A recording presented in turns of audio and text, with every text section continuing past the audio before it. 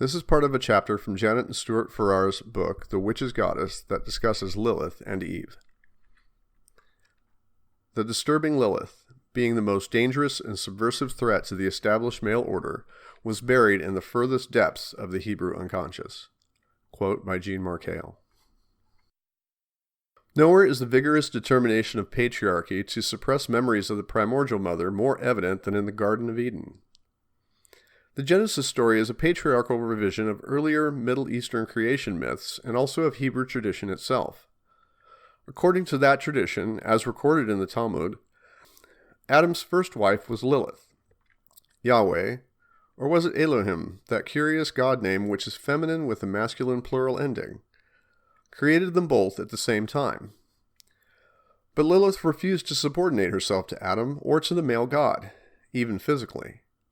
When Adam insisted that she must always lie beneath him during intercourse, she quarreled with him, flew up into the air, and vanished. Adam appealed to Yahweh to bring her back, and Yahweh sent the three angels, Senoi, Sansonoi, and Samonglof, to find her. The angels caught her on the shores of the Red Sea, at the place where the Egyptians pursuing the children of Israel were later engulfed, coupling with lascivious demons and giving birth to demonic children called Lilim or Lilith, at the rate of over 100 a day. She refused to return to Adam and was told that, if she did not, she would lose 100 of her own children every day. She still refused, and the angels tried unsuccessfully to drown her. She was finally allowed to live on condition that she would no longer harm a newborn child on which she could see the angels' names written. Yahweh gave her to Samael, Satan, as the first of his 4 wives, and she became a persecutor of the newborn, presumably the unmarked ones. Significantly, she was seen as most dangerous to male babies, who were vulnerable to her until they were 8 years old. Note, alternately, the account is that boys are vulnerable until their circumcision, which is traditionally 8 days, while baby girls were out of danger after 20 days. According to the Zohar, Lilith later took part in the fall, seducing Adam while Satan, as the tempter, seduced Eve. Lilith was not her original name, which appears to have been lost. She acquired it by identification with the Sumerian night hag Lilitu. As such, she is the screech owl, the authorized version, or night monster in the revised version of Isaiah 24:14. Incidentally, the word lullaby is said to be a corruption of Lila Abi, a Jewish banishing spell meaning Lilith Avant. So much for the blackening process. Lilith, whatever her own name was, is clearly a concept much older than Eve. Whether she was the first woman, co-equal with the first man, or farther back than that, the uncreated primordial mother who gave birth to the first man, or first male god, and then mated with him, she was totally unacceptable to emerging Hebrew patriarchalism. So Eve was invented, created by a male god out of Adam's male body, as complete a reversal of the natural order as Zeus's giving birth to Athene by swallowing her pregnant mother Metis. The kind of first woman that patriarchy required is grimly summed up in another passage from the Talmud. The Lord considered from what part of the man he should form woman, not from the head, lest she be proud, not from the eyes, lest she should wish to see everything, not from the mouth, lest she might be talkative, not from the ear, lest she should wish to hear everything, not from the heart, lest she be jealous, nor from the hand, lest she should wish to find out everything, nor from the feet, in order that she might not be a wanderer.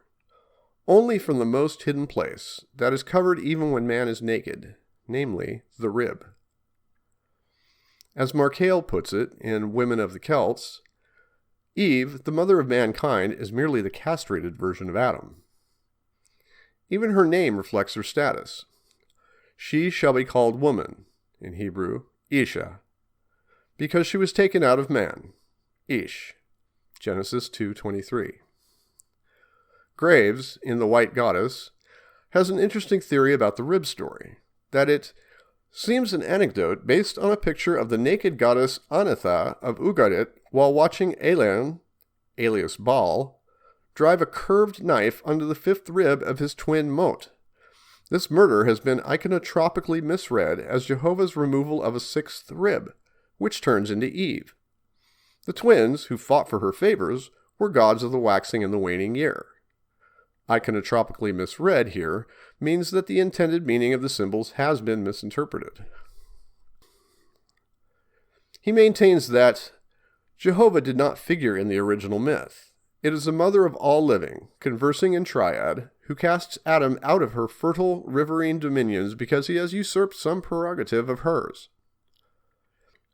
Eve, like Blodeuwedd in Welsh legend, is a man-created image of woman as patriarchy would like her to be, subordinate, obedient, excluded from all positions of real power, and her sexuality confined to procreation. But even this image, this shadow woman, cannot be completely tamed. Eve and Blodeuwedd rebel against dictatorship. Blodeuwedd refuses to be told whom she may love, and Eve refuses to be told what fruits of knowledge she may not eat. Both are damned for it, of course, by the male masters to whom they had been allotted, and by patriarchal dogma, whether pagan, Hebrew, or Christian. In Eve's case, the rebel is in fact Lilith herself, the real female principle, man's true but banished partner, bursting through the artificial stereotype. So she is branded the cause of all humanity's troubles, i.e., as the saboteur of the patriarchal structure. It is significant that both Blodeuwedd and Lilith are condemned to become night owls, a perfect symbol for the dark side magic or the feminine principle, of which patriarchy is terrified. Lilith's demotion to demoness betrays that terror, for even as demoness, haunting men's dreams, the succubus who mounts them astride, she retains her dangerous appeal. The Talmud describes her as a charming woman with long, wavy hair. Doreen Valiente, in An ABC of Witchcraft, sums up the accepted picture of her as the archetypal seductress, the personification of the dangerous feminine glamour of the moon. Like Hecate, she is a patroness of witches, but where Hecate is visualized as an old crone, Lilith is instead the enticing sorceress, the beautiful vampire, the femme fatale. Her loveliness is more than human, but her beauty has one strange blemish. Her feet are great claws, like those of a giant bird of prey. In this image, she has a medieval French equivalent in La Reine Padot. Truths banished to the unconscious do acquire talents, representing both our fear of them and their ability to tear away through the veils of hypocrisy and distortion with which we have tried to surround them. Only when we come to terms with them and integrate them with consciousness is their loveliness restored, so that their talons become feet again. Only when the night owl is admitted to the sunlight can we appreciate the beauty of her plumage. Lilith, the true mother of all living, must be re-acknowledged, so that she and Eve can become one again. For without that, Adam is only half a man.